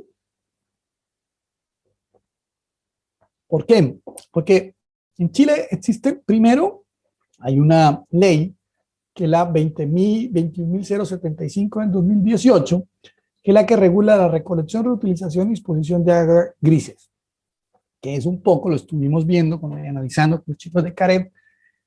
Falta el reglamento para fijar los límites depurativos. Hay algunas propuestas. Oye, hace un año cuando nosotros estuvimos en Valdivia, yo había visto una propuesta de reglamento, parece que esa ya no va, pero en fin, en conclusión, el reglamento se va a fijar y es el que va a fijar los límites de acuerdo al objetivo de reutilización que se tiene. Ya, no, en este momento no sé en qué va. Si alguien tiene información, sería bueno que la compartiera. ¿Ya? Luego, en el caso de la reutilización de aguas residuales domésticas, ¿ya? En general hay 2 normas en estudio por parte del Instituto Nacional de Normalización, que es la norma 3483, que es la directriz para la clasificación de la calidad del agua regenerada para el reuso no potable. En general, aquí en Chile se ha definido actualmente reutilización no potable, ¿ya? Y eso es importante decirlo. no para tomar. Y hay otra en esta 3483 que esa ya está, digamos, ya hay una versión de, ¿cómo es? Es que no entiendo muy bien lo del INN, pero el caso es que ya hay una propuesta de norma que se acuerda en un comité y se revisa. Yo ya revisé el borrador de eso que me lo compartieron. En realidad yo creo que este año debería salir. No es todavía norma. Y la otra, que es la 3456, es un paquete normativo de varias partes, pero en la parte 2 se incluyen las directrices para el uso de aguas residuales tratadas para proyectos de riego. Ya, estamos hablando específicamente de agua residual tratada para riego, ya que es uno de los objetivos principales y una de las cosas que yo más recomiendo hacer. Esta define unas categorías de reutilización de la A a la D. Hay la categoría va ligada a qué vamos a regar, ¿ya? Pero la categoría más desfavorable, que es la D, está más o menos homologado con lo que es el DS90, para que tengan una idea de qué estamos hablando ya. Insisto, todavía no son normas promulgadas, o sea, por tanto no son de aplicación. Actualmente la que se aplica es la NSH 1333, oficio 87, que establece criterios de calidad para diferentes usos. Pero ojo, esto no es una norma de reutilización. Y eso debe quedar claro. Si bien en la práctica del país se utiliza, no es una norma de reutilización. ¿Y en qué se expresa claramente? Nosotros diseñamos los humedales para materia orgánica, ¿ok? Y esta norma no incluye ningún parámetro de materia orgánica. Ya tenemos un divorcio, ¿ok? Pero es lo que se ocupa regularmente cuando se habla de reutilización. Además, esta norma establece una gran cantidad, por ejemplo, de metales. Y en general, las aguas servidas del país, y sobre todo cuando hablamos de pequeñas poblaciones o de, digamos, de descentralizado, es difícil conseguir metales. Pero bueno, pero ese es el marco regulatorio que actualmente hay. Ahora, si seguimos hablando, ¿dónde monitorear? Esa es otra muy buena pregunta. Si uno tuviera un sistema tipo como estos que hemos hablado aquí con los chicos de la universidad, con los que yo trabajo, uno tendría 3 puntos críticos. El primero puede ser la salida de la fosa séptica, es decir, el agua que yo le aplico al humedal. El segundo sería la salida del humedal y el tercero es el punto de descarga. Regularmente por un tema de costo, yo insisto, más costos, la autoridad ambiental y también las personas monitorean lo que es la salida global, porque en definitiva es el punto de descarga. Pero si uno realmente quiere conocer cómo funciona el sistema, estos 3 puntos serían como lo mínimo recomendable para hacer. Podría haber otro punto acá, pero esto ya son aguas servidas crudas. En realidad no sé qué tan... Sería de pronto para saber la capacidad depurativa de una fosa séptica, pero eso ya está más o menos estandarizado. ¿Y qué monitorear? Aquí sí viene la gran discusión. Normalmente si uno quiere conocer un sistema de humedal mínimo, para conocerlo debería tener en cuenta cuál es el pH, medir el pH, medir el potencial de oxidorreducción, el Oxidation Reduction Potential, o RT, la temperatura, algún parámetro de materia orgánica. Recuerden que nosotros hemos diseñado para DQO y para DBO5, entonces es lógico que midamos estos parámetros para saber si realmente el diseño se ajusta o no. Para eliminación de sólidos, también los sólidos suspendidos totales es un parámetro que debería medirse. En el caso de nutrientes, hay 2 parámetros que uno debería medir, el amonio y el nitrato, especialmente en humedales verticales. En humedales subsuperficiales, tal vez con uno de los 2 sea suficiente. Y si queremos medir alguna forma de fósforo, el fosfato, aunque, insisto, lo que voy a decir, las plantas es muy poco lo que aportan a la eliminación de fosfato, y normalmente los sistemas de humedales no son buenos para eliminar fosfato, o sea, fósforo. Y para eliminar nitrógeno se requieren configuraciones especiales que también lo conversaba. Los humedales aportan algo en la eliminación de patógenos, entonces si es posible medir coliformes fecales o cherichacos. Con eso uno más o menos tiene una idea de cómo funciona el sistema. Y aquí vemos algunas imágenes de cómo se ve el agua después de sistemas de tratamiento, ya de tipo humedal. Por ejemplo, esta imagen que ven acá, estos son unos experimentos en el norte de humedales subsuperficiales, en el norte del país. Estos son unos experimentos acá en Talca. Aquí está comparativamente el agua que entra y el agua que sale a 2 sistemas de humedal vertical. Aquí este es otro experimento que hicimos en Curicó. Esto es un agua cruda. Se ve bastante bien en realidad. Luego tendríamos un agua que pasamos por un tipo de cantador, pero luego tenemos aquí las 2 que pasamos por los sistemas de humedal. Esta es de un humedal subsuperficial horizontal y esta es de un humedal vertical. Tal vez aquí por el color esta se vea un poco mejor que esta, pero Estas dos, las de los humedales, son bastante parecidas. En calidad del agua sí era mejor esta de cuando hicimos toda la evaluación de flujo vertical. Entonces, viene la pregunta, ¿qué monitorear? Sigo tratando de responderla. Y aquí ya depende del permiso ambiental, de quien te entregue tanto la autoridad ambiental o la autoridad sanitaria. Recuerden que en el caso de descarga se aplica el decreto supremo 90. El decreto supremo 90, la tabla 1 incluye 35 parámetros y la tabla 3 incluye 31 parámetros. La diferencia, tabla 1 es básicamente aguas fluviales sin capacidad de dilución, ¿ya? Y la tabla 3 es cuando se encuentran en cuencas lacustres, ¿ya? Principal diferencia, aquí hay que eliminar fósforo, porque los límites son inferiores a 2 miligramos. ¿De qué voy yo? Cuando uno habla de esto de sistemas descentralizados, manejados por nosotros mismos, construir un poco lo que hizo Caret, estamos hablando de monitorear 35 parámetros. Eso en costo de laboratorio, créanme, no son menos de 200 lucas. No, si te digo más. Y lo mismo de 31 parámetros. Entonces, en otros países, ¿qué es lo que se ha hecho? En otros países lo que se ha hecho es que, está bien, existe la norma general de descarga, pero solo se aplica hasta ciertos, a ver, ¿cómo es? Se toman ciertos parámetros hasta ciertos caudales de descarga. Porque está claro que los más pequeños no tienen la capacidad económica y no generan toda la contaminación que se pretende monitorear acá. Hay otros países que en las regulaciones ambientales lo que se permiten son excepciones, es decir, si se define una frecuencia de muestreo quincenal se hacen algunos parámetros y de manera anual todos los parámetros.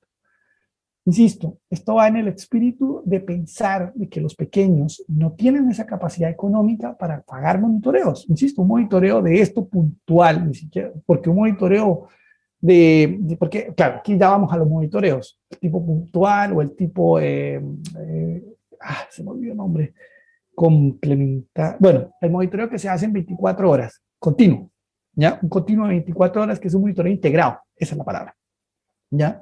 Ese tiene otro costo, ese hay que hacerlo con un equipo automático.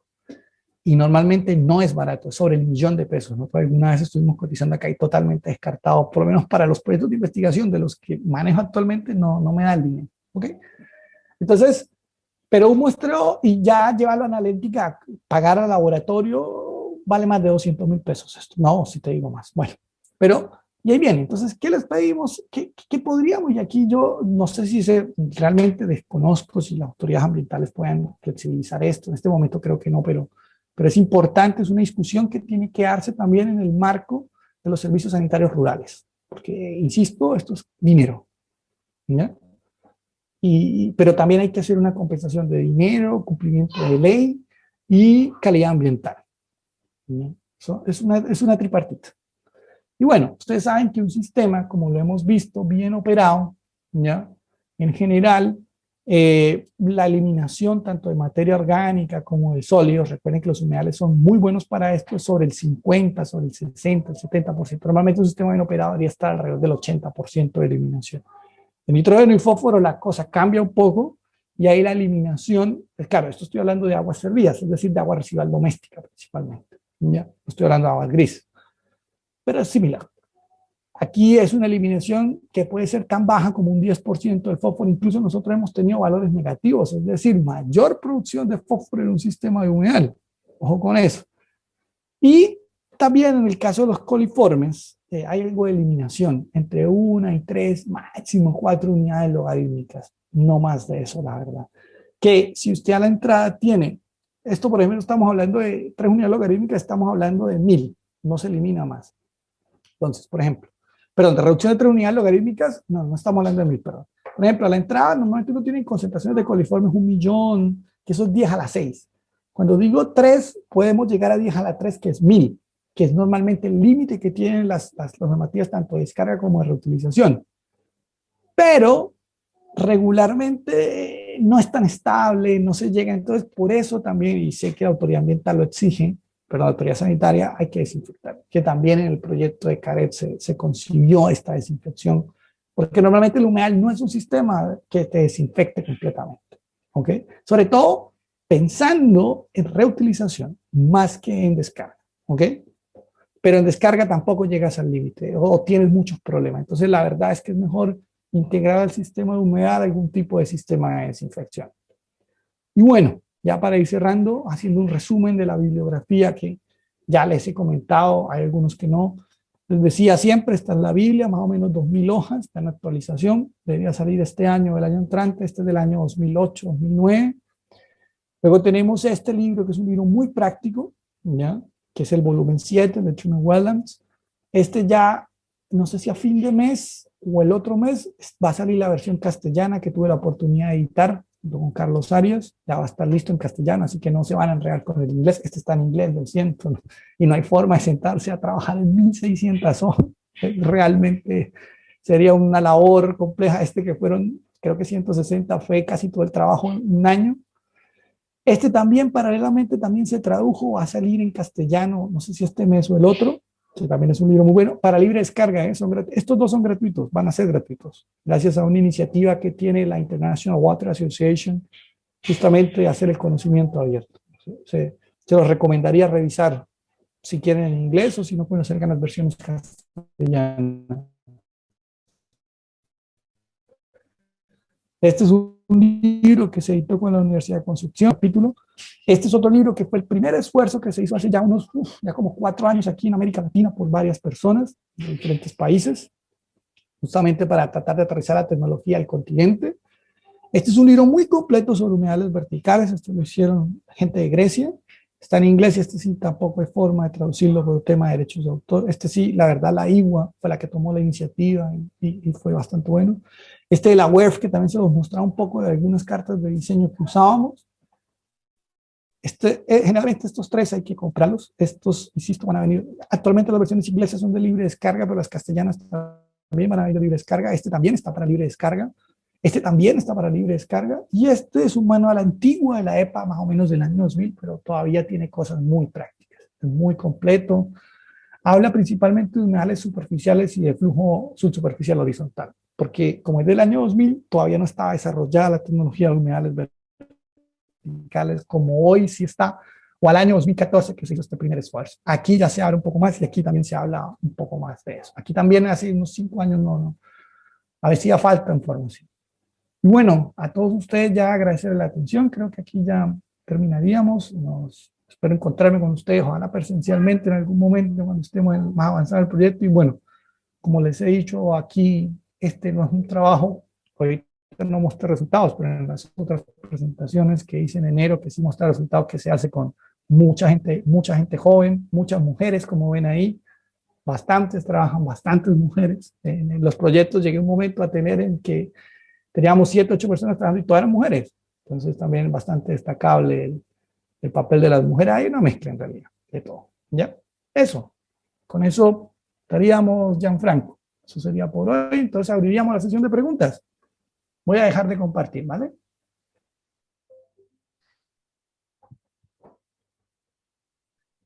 Listo, Gianfranco. Tú dirás, ¿cómo hacemos? Muchas gracias, Ismael, por esta clase. Estuvo bastante buena. Como nos dimos cuenta de la importancia de los pretratamientos y posttratamientos que siempre mencionamos, más que solamente el sistema de humedal depurador, tiene que tener toda una lógica importante para evitar la colmatación, que es el mayor problema que puede ocurrir, y de eso va a depender si un humedal nos puede durar hartos años o pocos años. ¿Y el tamaño? No te Claro, olvides. sí, el tamaño, un buen dimensionamiento y una buena caracterización. Nosotros el Correcto. humedal lo terminamos solamente la parte constructiva y pretratamiento. Ahora estamos en la etapa de post-tratamiento, de cloración y descloración, para luego meterlo a estanques de acumulación. Y durante la época de otoño-invierno, esa agua ya se va a implementar en un sistema de riego junto a otros colegas. Le damos espacio ahora a las personas que quieran hacer consultas en honor al tiempo. Mira, Ismael tiene hasta las 3 horas justitas, así que por favor mira, que las aquí, preguntas sean aquí hay algunas concisas. cosas, Gianfranco. A ver, dice iPhone de Jimena. Dice, bueno, habla sobre el sifón. Mira, Jimena, con los chicos, y Gianfranco lo puede responder mejor, fue algo, el sifón es difícil de calcular y la verdad fue que siempre lo hemos hecho más de tipo experimental. O me corrige, Gianfranco. claro. Sí, el sifón lo hicimos de manera experimental. Por ahora probamos con un sifón de 180 litros, exacto. el cual nos estaba dando una pequeña, 2 pulsos al día, creo. Y luego probamos con un sifón más corto de 90 litros. Y ahora constantemente estamos probando la carga diaria. Pero como dice Mael, todavía no existe una fórmula para dimensionar un sifón de buena forma. Así que es un constante monitoreo y una buena caracterización del flujo de entrada, de la caracterización de los usuarios, que es lo más importante. Exacto, sobre todo de los flujos que se van produciendo, eso lo íbamos hablando con... Lo que pasa es que el sifón en sí, a ver, depende. Tú sabes que el sifón trabaja, en este caso que es un sifón de forma invertida, es así, tienes que tener una cabeza o altura hidráulica sobre ese sifón. Y eso depende de la forma del tanque y del volumen del tanque. Entonces, por eso es un tema que uno tiene que ir manejando. No es algo que uno pueda hacer tan directo como una relación matemática, como por lo menos podría ser el sifón invertido, que ese sí uno, perdón, que el sifón tradicional, que ese uno lo calcula hidráulicamente. Es diferente, ¿ya? Ahora, hay otro sifón que es el sifón francés, que es un sifón en el cual, voy a tratar de explicar de manera bien simple, pero eso se insisto, estos sifones que estamos hablando son humedales verticales, no horizontales, ¿vale? Es un sifón en el cual es un sistema que tiene una tubería conectada así y tiene aquí como un contrapeso. Entonces el tanque se empieza a llenar, es como que el tanque se llena, luego hay unos topones, llega a un punto en el que este contrapeso descarga completamente acá. Yo la verdad no, sé que eso sí se diseña, hay forma de diseñarlo, tengo por ahí una foto, pero es otra forma de cargar sifón. En realidad, si pensaba, eso sí estamos pensando en plantas ya centralizadas, de o sea, digamos, de 1.000 habitantes, 500 habitantes. Esto que estamos trabajando en Cared es un poco más para trabajo digamos, de casas. ¿Ok? Tenemos conectado a Juan Vera, que fue quien... Hola, hola, soy Jimena, que hice la pregunta del sifón. Ya. ¿Me escuchas? Sí. Sí, sí. Hola, oye, muchas gracias por la explicación, ha estado súper interesante todo el curso. Y claro, justamente yo tenía la gran duda del sifón francés, que lo he visto en fotografías y en libros, pero no he logrado comprender el diseño. Es un tema bastante, mira, hidráulicamente lo intentamos diseñar en algún momento, no es tan sencillo, hicimos pruebas y todo, pero, pero sí, funciona. Por lo menos el otro día conversaba con alguien y en Francia son los que se utilizan para suplicar los sistemas franceses, es el típico. Claro, sí. Yo te agradecería si tú pudieras enviarme, si tienes algo de información que quizás pueda complementar lo que yo he tenido, y si quieres yo también te puedo compartir algunas fotografías que tengo de los que... Déjame buscar, porque la verdad eso lo vimos hace un rato, pero lo descartamos totalmente, porque no era tan fácil de como esta hidráulica. Lo que pasa es que es hidráulica pura.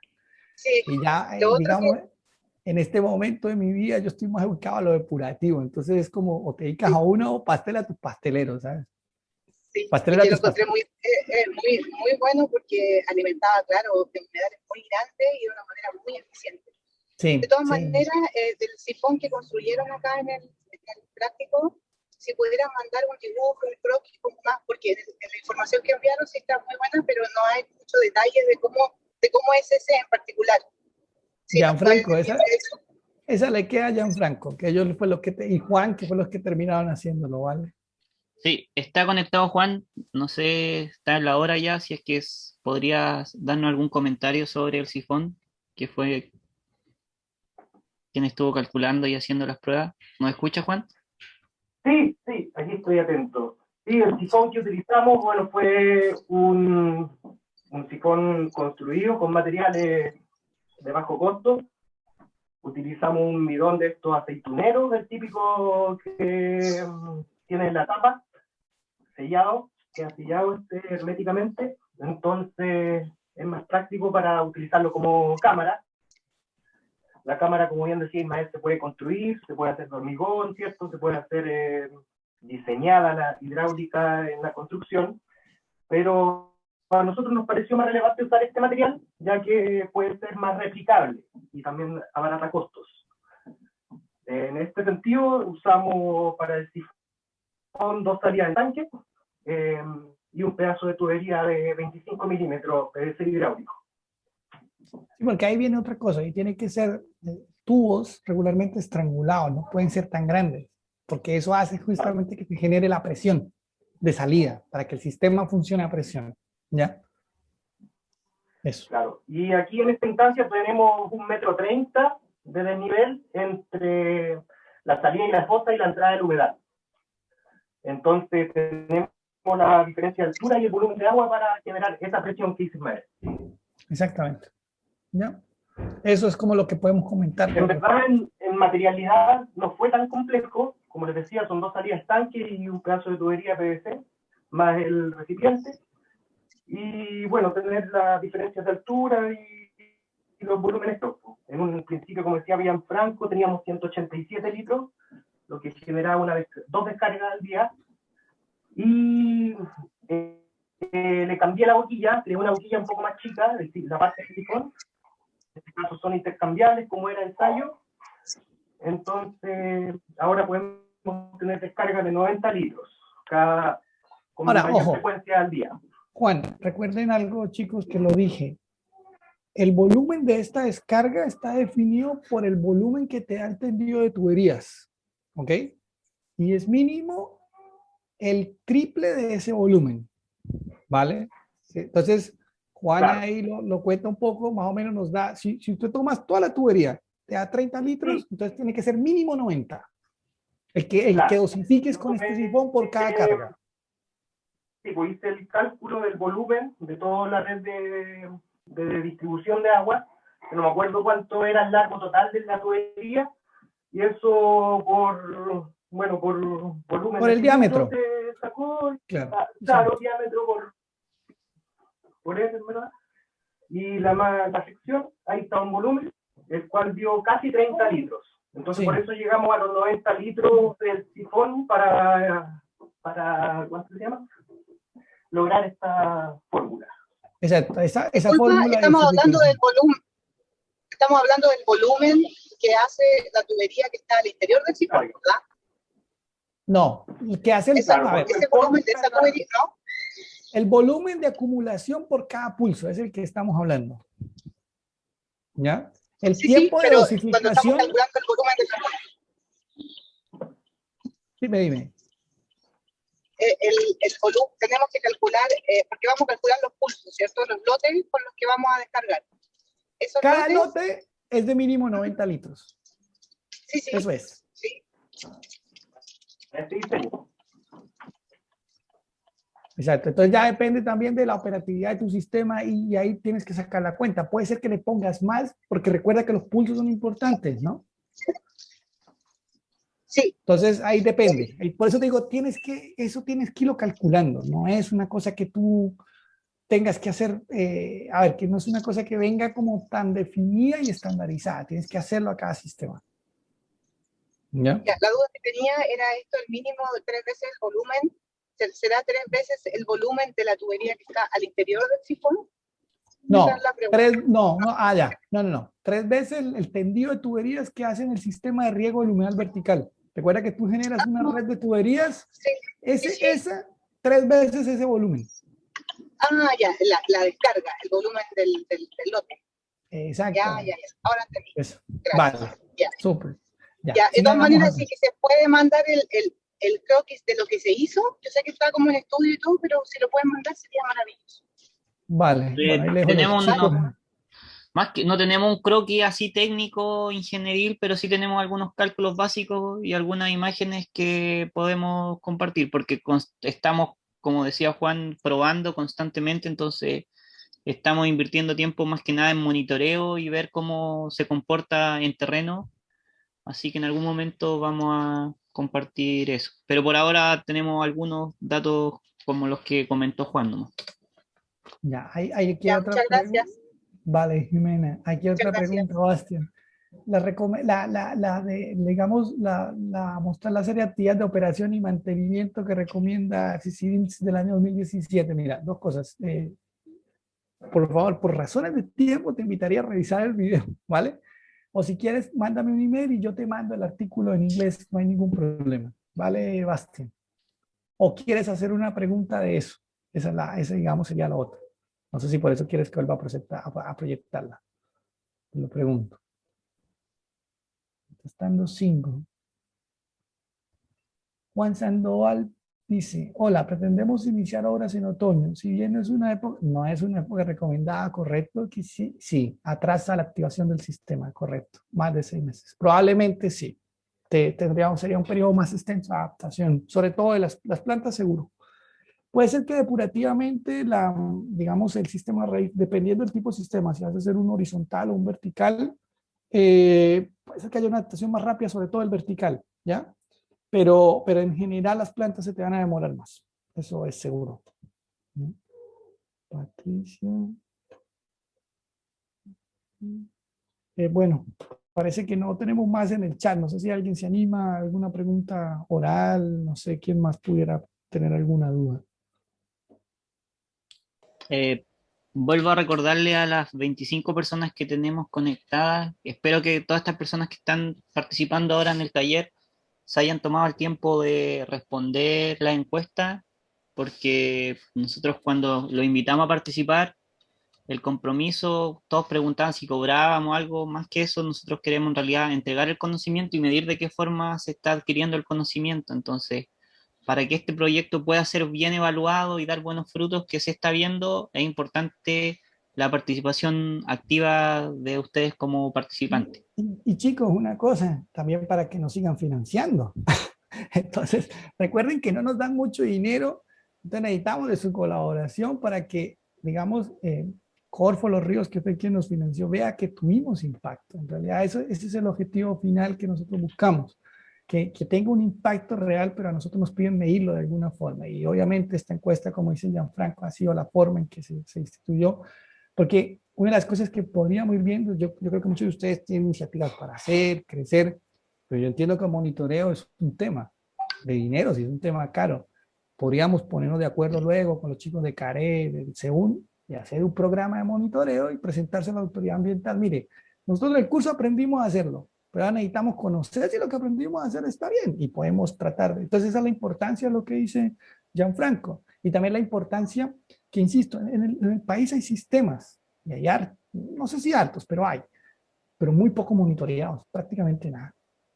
Y esa es la importancia de saber, y sobre todo hay algo que es muy importante, que lo estuvimos discutiendo en los proyectos de investigación que yo manejo, y es cómo, y también lo discutimos con ustedes, es cómo tomamos esa información para crear guías de diseño nuestras. Porque fíjense que nosotros estamos diseñando de otros países, ¿no? O sea, Dinamarca podrá tener un clima parecido al sur de Chile, pero no es lo mismo. Hay acá de nieve, empezando por ahí. ¿Ya? Y normalmente ahorita que estoy terminando un artículo, uno mira, las normas que existen en el mundo son Alemania, Dinamarca, Inglaterra, son países de climas, de otro clima. Podrían tener similitud un poco, pero lo ideal es eso, por eso es la importancia de monitorear. Tengo aquí una mano, Juan Sandoval, aunque veo a alguien.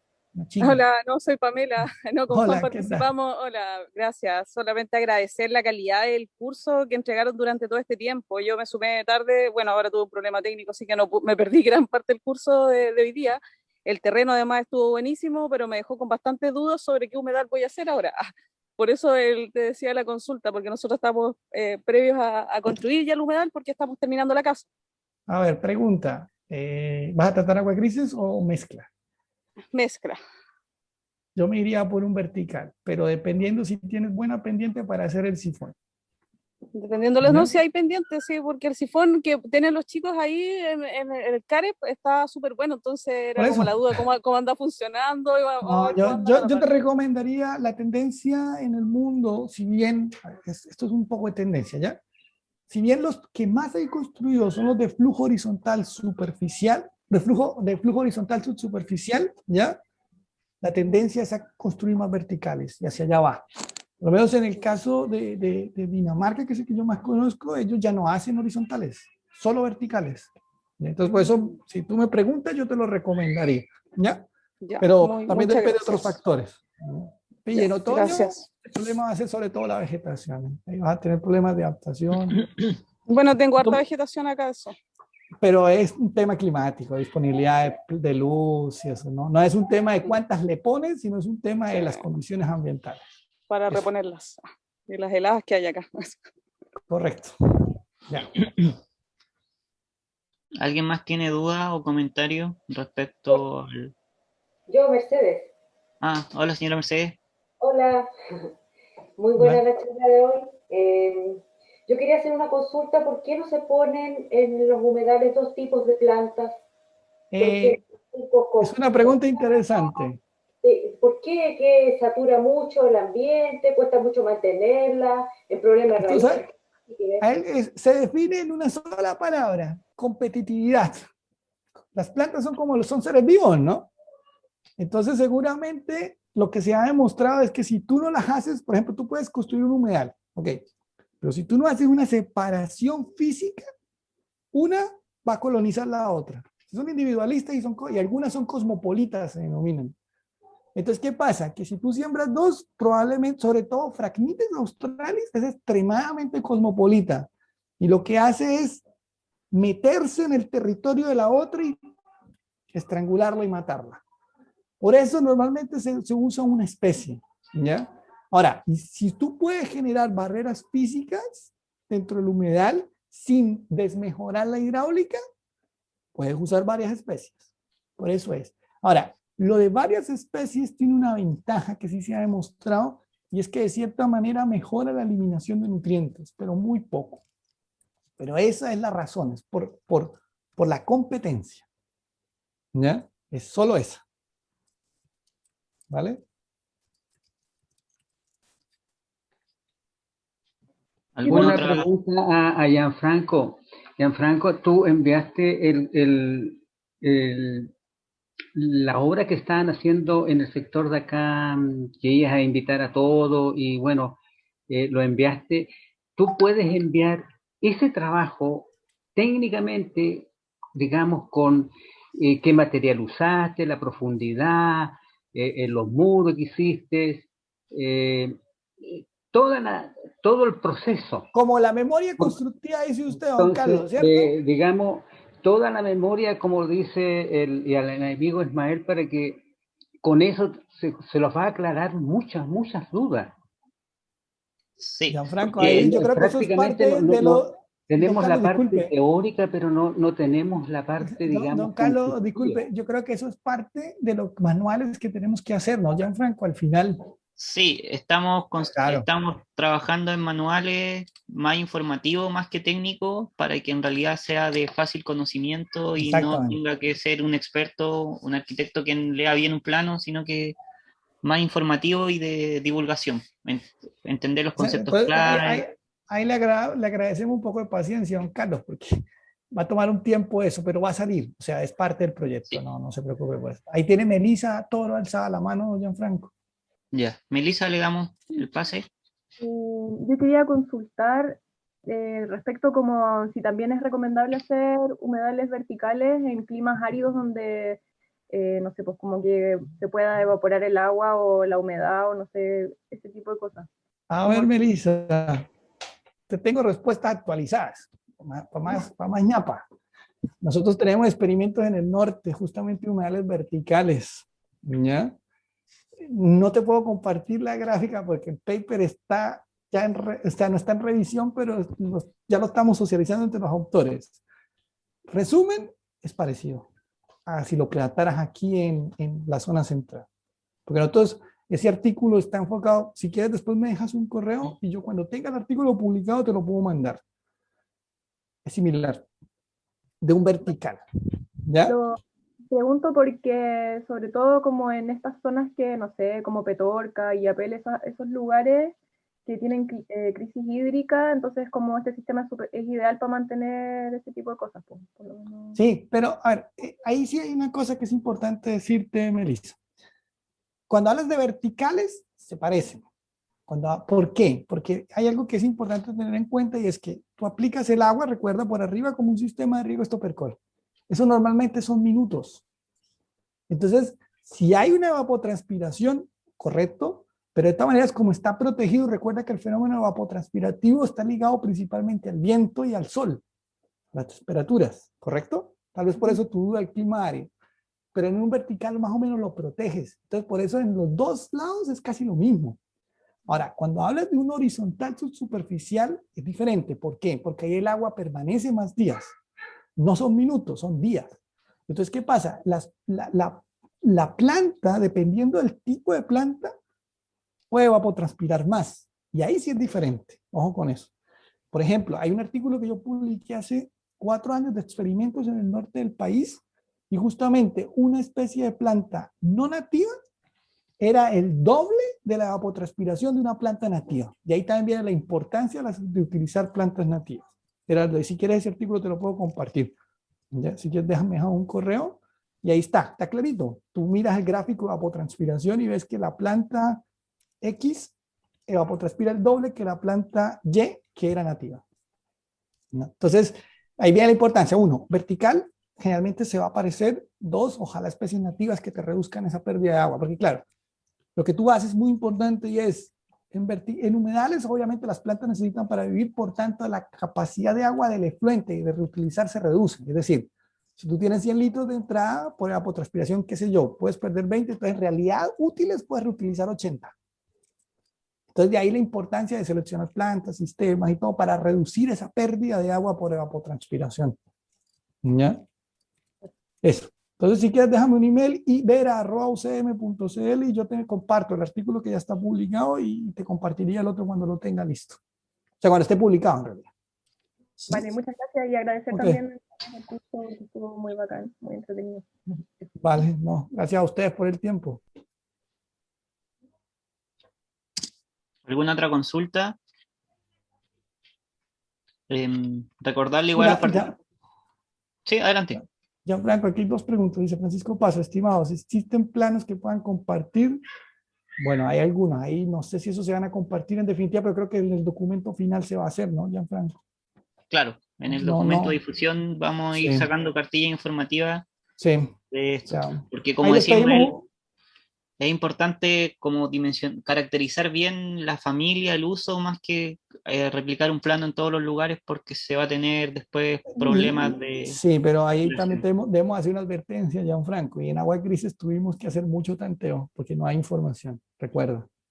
Entonces, básicamente tuvimos que tomar mucha información extranjera, no había nada en el país. ¿Ya? Entonces, seguramente eso puede ser, Francisco también, al igual como a Carlos, le pedimos un poco de paciencia, va a salir en algún momento. José Francisco dice, a los que hemos respondido a la encuesta, ¿se le entregará un certificado de constancia de participación? Ahí creo que no, Gianfranco, no sé. El certificado de participación va a ser durante todo el proceso. Sí, ya me acuerdo. Tú le dijiste que participar en todas las actividades del proyecto. Sí. Entonces, después de esto, vamos a tener jornadas de ordenamiento territorial y de mapeos colectivos de acuerdo a donde ustedes como usuarios ven la necesidad de implementar estas soluciones para ver en qué sector sería bueno en algún futuro implementar este tipo de solución como política pública. Bueno, aquí hay otra cosa, Flavia. Flavia, muchas gracias a ti por el tiempo, en realidad. Yo siempre estoy interesado en apoyar iniciativas de este estilo, y Gianfranco y Ignacio lo saben, que conmigo cuentan para estas cosas. Hay una cosa que me gustaría ya como para ir cerrando. Nosotros aquí hablamos en general de humedales para tratamiento y mejoramiento del agua, ¿ya? Nos enfocamos en aguas residuales domésticas, aguas servidas, aguas grises. Pero recuerden que también los humedales se pueden usar para proteger otros humedales, que es como dice Ignacio, humedales ayudando a otros humedales. ¿En qué aspecto? En que se pueden utilizar para tratar escorrentía, para un poco este concepto de ciudades esponja, ¿ya? Que es básicamente recordar que hoy día los patrones de lluvia en general son muy fuertes, son piques muy fuertes, pero después viene un periodo muy seco.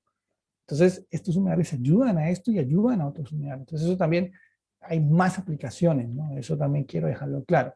En ese reporte 27 de la IWA hay una gran documentación de aplicaciones que ustedes pueden ver. Pero ojo, como dice Gianfranco también, y creo que lo dejaron, normalmente el humedal necesita ayuda, es decir, buenos pretratamientos y una buena desinfección para obtener un agua de una calidad bastante adecuada. ¿Ya? No es una solución única ni mágica. ¿Ya? Eso también es importante que quede ese mensaje. Y también, sobre todo el pretratamiento depende del agua que llega. puede ser, ya cuando entramos a residuos industriales es otro el cuento, ¿ya? Que también alguien lo preguntaba por ahí en enero, me acuerdo. Entonces, es importante esas cosas considerarlas siempre en un proceso de planificación de un sistema natural. En general, no solo un humedal, puede ser otro, pero en este caso que estamos hablando de humedales, es un humedal. Eso. ¿Alguna otra duda? Creo que Parece. Melissa le quiero levantar la mano. Mercedes. Mercedes. Consulta, ¿podemos ir a visitar los siguientes procesos que ustedes están haciendo? Clorificación, desclorificación y el estanque, ¿podemos ir a visitarlo? O... Sí, pero donde ahora estamos en fase 1, preferimos salir de fase 1 y durante esa semana ver si podemos hacer algo más masivo por temas de contingencia en realidad, porque después nos pueden ver que estamos llevando a gente en fase 1 y Sí, puede ser complejo. O sea, pues, cuando Valdivia vuelva a fase 2, yo creo que ahí chicos se pueden poner de acuerdo, ¿no? Pues yo también quiero ir, ¿eh? Ahí me invitan en algún claro. momento después. Pero si alguna persona quiere ir en algún momento sola, que nos escriba y ahí vemos si es que durante esa semana tenemos actividades o no, porque ahora vamos a comenzar a construir un humedal, el otro humedal horizontal a fin de mes, así que esperemos que ahí ya estemos en fase 2 para poder colaborar y ver las diferencias constructivas entre ambos humedales. Personalmente ahora ya me estoy quedando más convencido de los humedales verticales por temas de materialidad y todo. Lo que sí que hay que tener cuidado con el dimensionamiento del sifón, pero en cuanto a depuración, mantención y estéticamente se ve mucho mejor el vertical. Y la arena, Gianfranco, acuérdate que ese no es un tema menor, saber Claro. seleccionar la arena. Sí, ese día con la gente igual más o menos hicimos un pequeño ensayo de la arena. Ahí estuvo la señora Mercedes, estuvieron las personas de Osorno igual. Así es que vamos a seguir. Juan Sandoval está ahí camuflado. Y eso, muchísimas gracias. Pues yo me despido. De mi parte ya aquí cerramos el ciclo de talleres que digamos iba a impartir. Espero que les haya servido, espero que les haya gustado. Cualquier duda, como le escribí a alguien acá, me pueden ubicar en la Universidad Católica del Maule, en Talca, sí, no en Valdivia. Mi mail ahí lo dejé, ibera@ucm.cl, igual en los videos debe estar al final. Y si alguien quiere venir por acá a conversar, o los experimentos tenemos arrancando, pero recuerden que Talca también estuvo en fase 1, entonces no están tan bonitos ahorita, ¿ya? Pero también, con todo gusto. Y recordarle igual dar acuso recibido a los videos, a la información que se le va llegando, porque ahí podemos decir en realidad que tenemos interacción con las personas y con los correos que tenemos en nuestra base de datos. Okay. Ya. Así que chicos, vamos a seguir en contacto. Este video lo vamos a editar y lo vamos a subir de la misma forma que se han subido todos los otros videos para gente que no pudo estar presente. Así es que dennos un poquito de tiempo para editarlo de buena forma, pero generalmente estamos demorando una semana, un poco menos, y ahí luego serán enviados a sus cuentas que tienen registradas. Okay. Así que nos despedimos. Gracias por todo. Saludos. Gracias chicos por el curso, muy bueno. Muy bueno, muchas gracias chicos. Ahí los vamos a ir a ver a Curiñanco para allá. Muchas gracias. Chao, chao. Muchas gracias. Gracias por la oportunidad. Gracias.